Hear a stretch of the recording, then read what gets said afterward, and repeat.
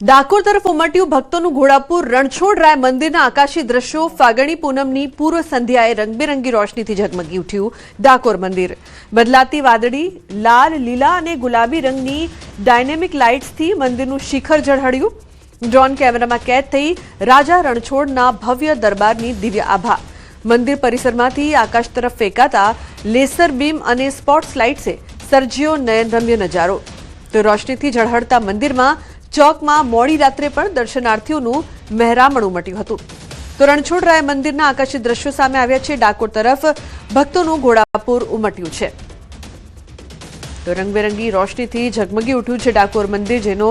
નયનરમ્ય નજારો આપ જોઈ રહ્યા છો ડ્રોન જે દ્રશ્યો આપ જોઈ રહ્યા છો રણછોડરાય મંદિરના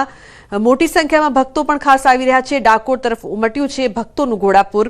અને અનેરો ઉલ્લાસ છે અનેરો ઉત્સાહ છે રંગબેરંગી રોશનીથી ડાકોર મંદિર છે તે ઝગમગી ઉઠ્યું છે તો મોટી સંખ્યામાં જે શ્રદ્ધાળુઓ છે તે પગપાળા પણ પહોંચી રહ્યા છે ત્યારે ડાકોરની જે સુંદરતા છે તે આપ જોઈ રહ્યા છો દ્રશ્યોમાં ડ્રોન નજારો છે આકાશી દ્રશ્યો છે રંગબેરંગી રોશનીથી કઈ રીતે ડાકોર મંદિર ઝગમગી ઉઠ્યું છે તેનો અદ્ભુત નજારો સામે આવ્યો છે તો રણછોડરાય મંદિરના આકાશી દ્રશ્યો ઉમંગ જોડા છે વધુ માહિતી આપવા માટે ઉમંગ શું વધુ વિગત સમગ્ર મામલે હેલો બિલકુલ ચોક્કસ રીતના વાત કરું જે પ્રકારે ડાકોરની અંદર ફાગણી ઉત્સવ જે અત્યારે ઉજવવામાં આવી રહ્યો છે તેની અંદર ગુજરાતભરમાંથી લાખો ભક્તો આવતા હોય છે આજે સમગ્ર મંદિર પરિસર છે તે અલગ અલગ રોશની અત્યારે જરૂરી છે મહત્વની વાત કરવામાં આવે તો મંદિર પરિસરને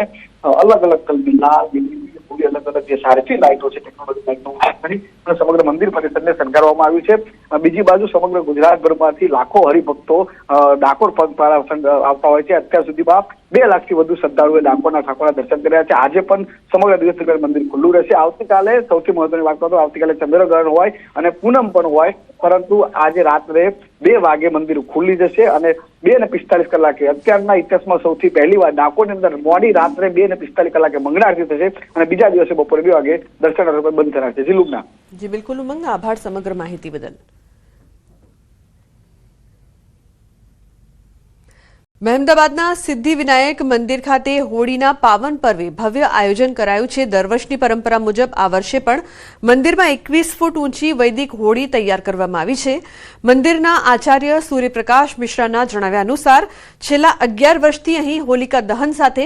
ધાર્મિક અને સાંસ્કૃતિક કાર્યક્રમો યોજાઈ રહ્યા છે આ હોળીની ખાસિયત એ છે કે તે સંપૂર્ણપણે ઇકો ફ્રેન્ડલી છે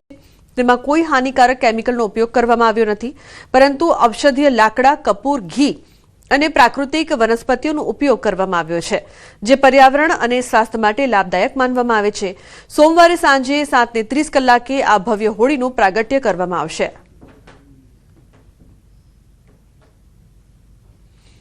श्री सिद्धिविनायक देवस्थान देवनगरी मेहमदाबाद में लगभग 11 वर्ष से हम होलिका दहन या सभी सांस्कृतिक कार्यक्रम हम मनाते हैं यहाँ भी 21 फुट की होलिका दहन का एक भव्य आयोजन किया गया है जो कि 7:30 बजे को होलिका दहन का प्रागट्य उत्सव मनाया जाएगा यह सांस्कृतिक एक कार्यक्रम है एवं इसे करने से पर्यावरण का संरक्षण भी माना जाता है कि पर्यावरण के लिए अत्यंत लाभदायी है